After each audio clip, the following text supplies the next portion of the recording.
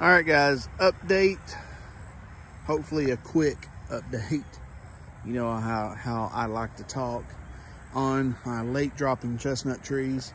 It is October 6th, I believe, 2023.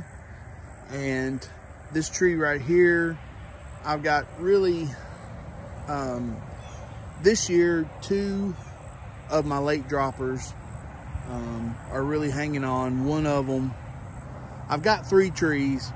One of them did not fare so well this year due to all the heat that we had in August. It dropped a lot of its leaves, and the chestnuts just didn't make very well. So I've got 2 trees that held on through the heat. So this one right here is absolutely loaded, and everything is good on it. It's still holding tight. We're looking good. And it's usually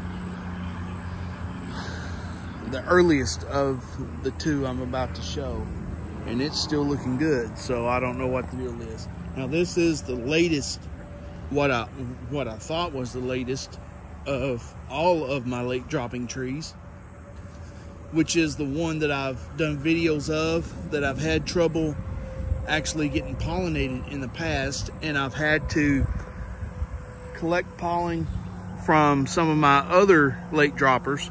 These 2, that's the one that I was telling you about a while ago that dropped a lot of its leaves in August and was just barely hanging on. I had to water it all the time, and it's been a struggle with it.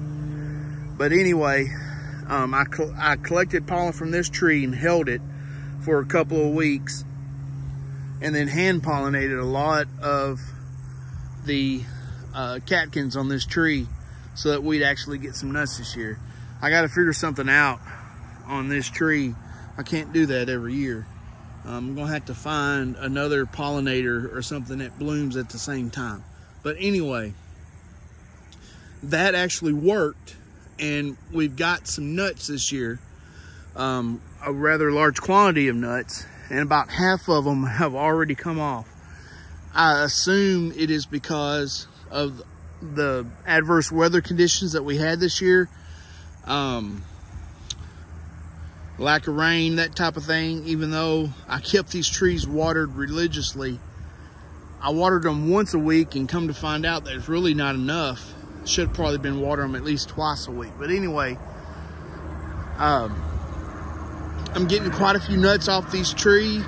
However, they're kind of small, and they've always been small ever since this tree has been producing. So I think that just might be the size of nut that they are.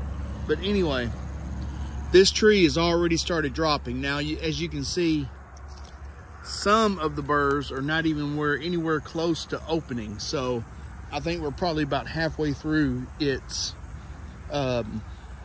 cycle, whatever you want to call it. I don't know the correct terminology. I'm not a chestnut guy per se, of dropping its nuts. So anyway, I would expect in maybe a week or 2, this tree will be done. So mid-October. And back to this other tree here, which I thought was even earlier than that tree. It's not anywhere close. So I would expect in maybe a week or 2 it will start, and maybe perhaps finish up the first week in November. That's what I'm hoping. So as you can see, it is absolutely loaded down. The limbs are straining, and I posted about this in the past. I'm going to do some pruning on this tree this winter, and we're going to try to help it out a little bit. Probably take that limb right there off. Hate to do that because that's a good producing limb, but man, we can't be having that right there. But anyway, this tree has always just been kind of a spindly tree. It doesn't have very much mass to it, but it does produce good. I would expect next year that it probably won't have much. But anyway, there you go. There's the update on the late dropping chestnut trees for this year. This is going to probably be the best one, I would expect. And we just got a good rain yesterday, so don't have to water the trees. Hallelujah. Save on the water bill.